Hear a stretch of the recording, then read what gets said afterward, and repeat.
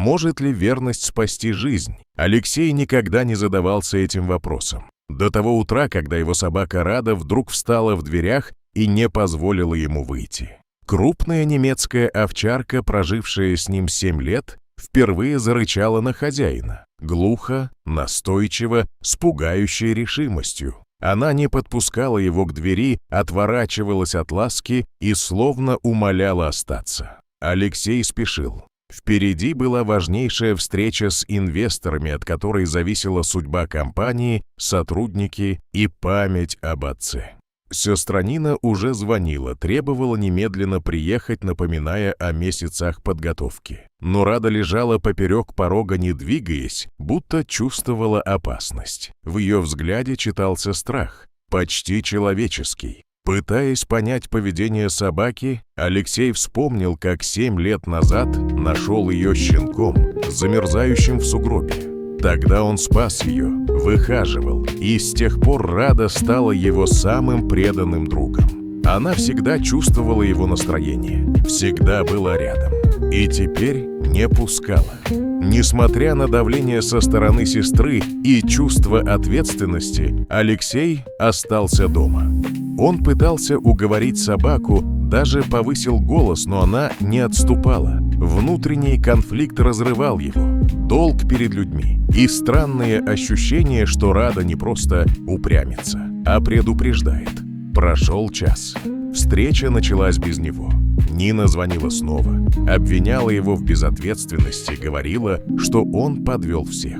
Алексей и сам чувствовал вину, но, глядя на собаку, понимал, она боится по-настоящему. И вдруг раздался звонок. Голос Нины был сломленным. В офисе произошла утечка угарного газа.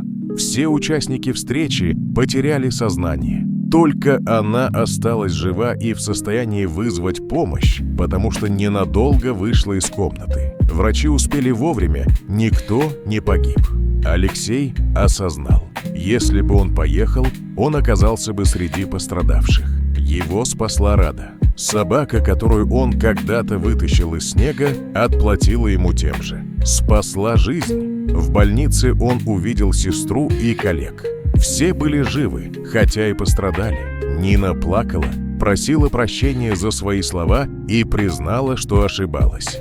Доброта не слабость. Именно она когда-то заставила Алексея спасти щенка. И именно она вернулась к нему в самый важный момент.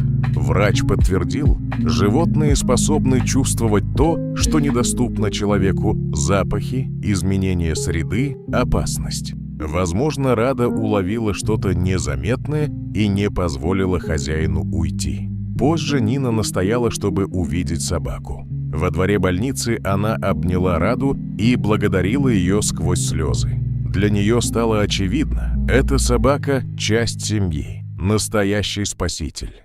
Вечером Алексей гулял с Радой в парке. Он думал о случившемся, о том, как близко был к гибели.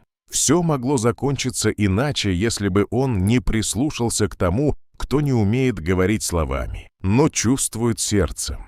Он понял главное. Верность, любовь и доброта – это не слабость, а сила, способная спасать жизни. Иногда именно они становятся тем самым щитом, который защищает в самый неожиданный момент. А Рада просто шла рядом, спокойно и уверенно, как всегда.